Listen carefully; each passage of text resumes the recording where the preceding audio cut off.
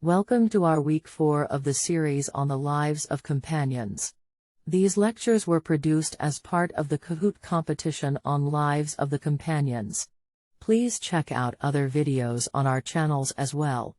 The link to self-play Kahoot will be posted in the video description.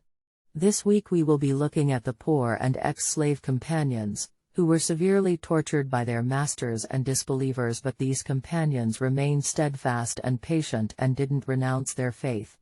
We will be looking at Bilal, Khabbab Ibn Al-Aratt and family of Yasir, may Allah be pleased with them. He was a slave who tended herds of camels for his master for a handful of dates. After he accepted Islam, his master used to torture him to make him apostatize. They used to take him out in the midday heat and would throw him naked on scorching rocks and bring a burning hot rock and throw it onto his body and chest. They would then put a rope around his neck and take him around the mountains and streets of Makkah. At all of this, Bilal's tongue did not mention anything other than one. He was later freed by Abu Bakr.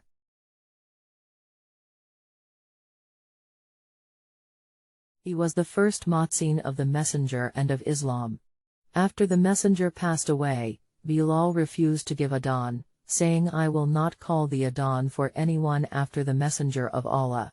Whenever he uttered in his adhan, "I bear witness that Muhammad is the Messenger of Allah," memories would stir him, and his voice would vanish under his sadness while the tears cried out the words.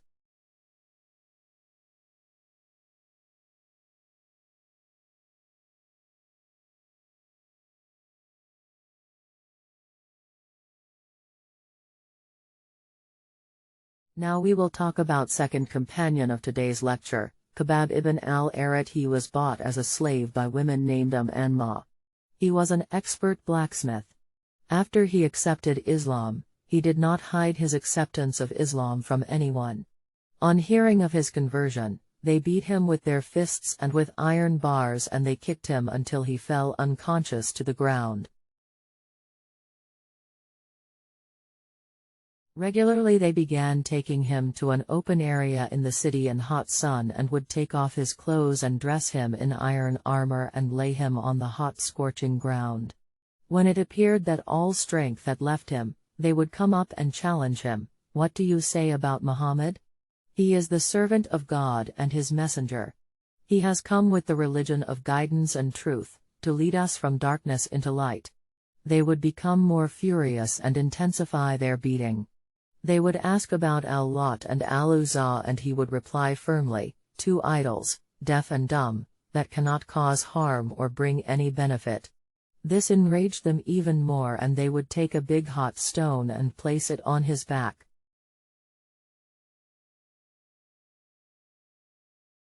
In the last phase of his life, Khabbab was blessed with wealth such as he had never before dreamed of.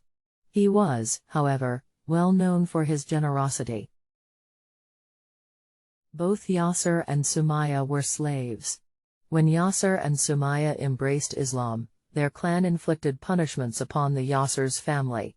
The tormentors would take Yasir's family out to the hot sands of the desert at high noon and torture them. The Messenger of Allah would pass by them as they were being tortured and comfort them by saying, "Patience, O family of Yasir, for indeed, your place of appointment is paradise." In one incident, Sumaya became the first martyr in Islam. Shortly after she died, her husband, Yasir, became martyred in a similar manner.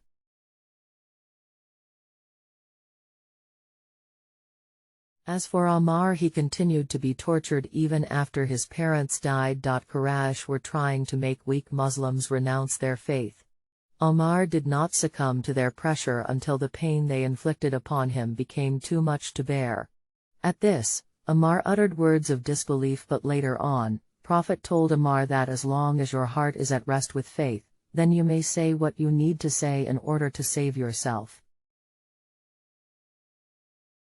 From the stories of these companions, we can derive many benefits and lessons for ourselves.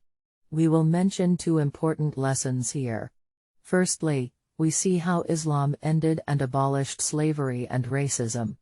It was through Islam that these poor slave people of society who had no rights got freedom, honor, respect and equality.